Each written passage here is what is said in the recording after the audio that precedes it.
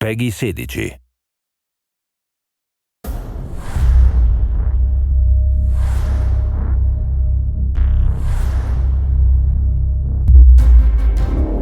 The opportunity to work in the Batman universe is a real privilege. There's a huge level of expectation.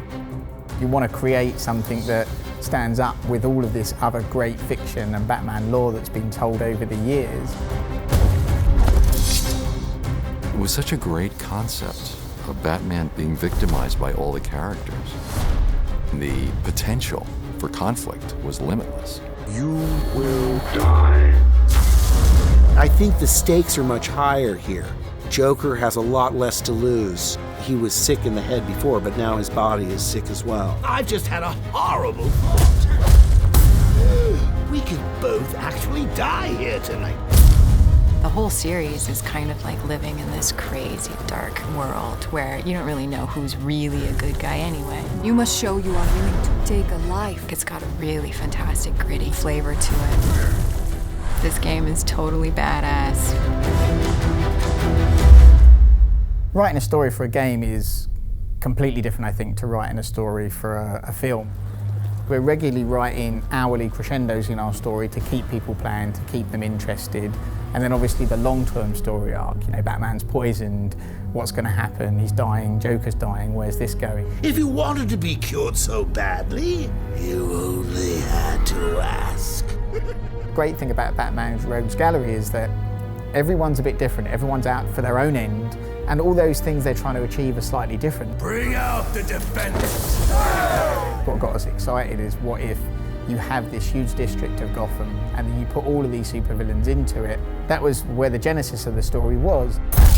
You will regret what you did, Mr. Cobblepot. To tell a classic complex Batman story in this huge open world we created is obviously a bit of a problem because, you know, we never know where the player's going to go.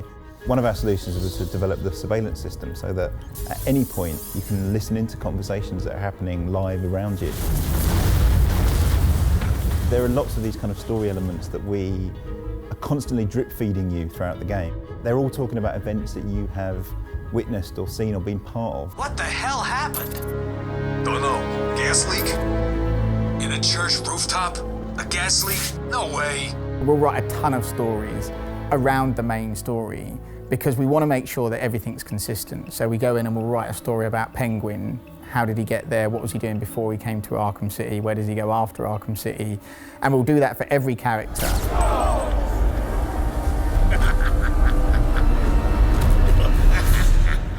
We always thought Penguin was going to be, you know, a hard character to put in our game, you know, because traditionally, you know, he's this little guy, monocle, top hat, which, you know, looks great drawn, but when we put him in 3D, it just wouldn't have worked.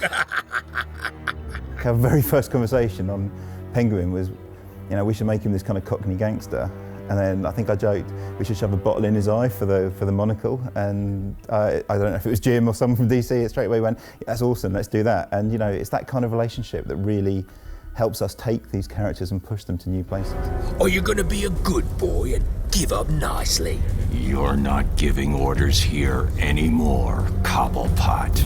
Anyone who's finished Arkham City will know that, you know, it doesn't end well for Harley Quinn, and you know, she's now got a bit of an axe to grind with Batman. Surprise, B-Man! With the DLC, it's enabling us to tell the story of Harley Quinn's revenge that follows shortly after the events of Arkham City. The player actually switches roles between Batman and Robin, the two kind of working cooperatively. You're late, Batman. Late, late, late. We spent so long working on the mechanics, working on how to tell stories, building the characters, you know, building this playground. We could almost be more ambitious and create a storyline that ties up loose ends and really makes sense in our universe.